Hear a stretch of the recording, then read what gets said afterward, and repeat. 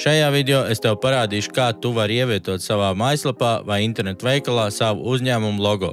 Pirmais solis – spied uz mājaslapas nosaukumu un tad uz attēla ikonas. Tad redzēs lauku, kurā būs jāielādē savs logo.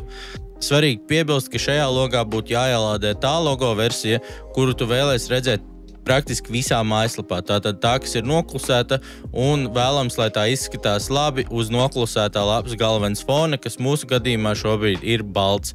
Līdz ar to mēs spiežam uz plusu ikonas un augšuplādējam tumšu logo versiju. Kad logo ir augšuplādēts, redzam, ka tas uzreiz tiek ievietots. Mums ir iespēja viņu pielāgot, spiežot virsū uz logo un uz izmēru maiņas ikonas.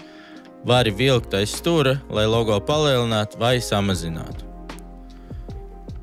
Savukārt šajā lapā ir situācija, kad mums ir tumšs fons, savukārt šeit bija gaišs fons un mums noklusētais logo bija melns.